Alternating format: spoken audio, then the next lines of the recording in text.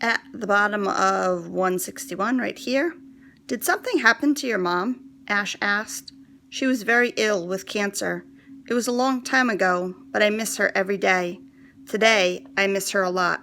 She wiped her eyes. Ash watched her through the flames. My dad died. His voice sounded like it belonged to someone else. Last week. He reached out to take a stick from the pile, poking it at the base of the fire, making the glowing embers sparkle. It was all my fault. Isabel just sat there, not saying anything. She wiped one hand across her eyes and waited for him to go on.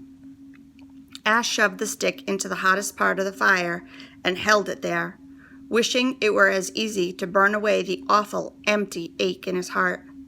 Dad took the dog out for a walk, and he tried not to think about the terrible sound Mom had made when the police came to the house. Dad was hit by a car. He let go of the stick and looked up at Isabel. The car just drove away. The police still don't know who did it. Ash hadn't been there when it happened, but he had seen it over and over again, a million times in his head. But why do you say it was your fault? Isabel asked. I was supposed to take the dog for a walk. It should have been me. He was my dog. But that doesn't make it your fault. Your mama doesn't blame you. Maybe not, but I do.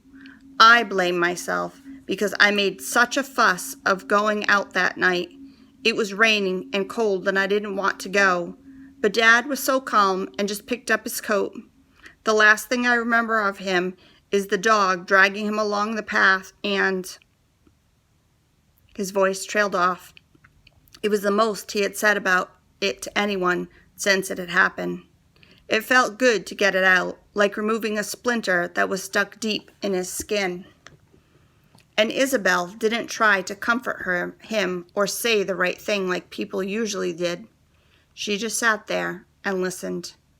If I had gone out instead, then maybe it wouldn't have happened, or maybe it would have been me that got hit. Ash put his hand to the dog tag hanging on the leather cord around his neck. He turned the metal rectangle in his fingers. Excuse me. This was Dad's, he said, one of his dog tags from the army. There's always two. He kept one and gave me the other. He wore it all the time and said I should too. He was wearing it when he didn't want to remember, but there it was, the funeral, everyone in black, the coffin, Dad lying inside of it with the other dog tag around his neck. Isabel leaned closer to see the shiny metal tag with the black plastic silencer fitted around it. She read the name McCarthy and saw a series of letters and numbers she didn't understand. It gives you courage, she said. Yeah, Dad was so tough, and I think he wanted me to be like that, but I never was. I'm scared of heights, the dark, spiders, just about everything. I don't know why, I just am.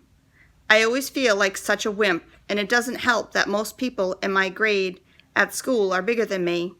He told me that when I was scared, I should hold it and say the words, I am Ash McCarthy. I am strong. I can do this. That probably sounds lame, doesn't it? No, Isabel shook her head. It sounds strong. And look what you have done today. Look how tough you've been. I think your papa would be proud. We are going to skip 164 through 169. Pretty much they just are sleeping in the shelter for several hours. They get attacked by a giant spider and Ash saves them.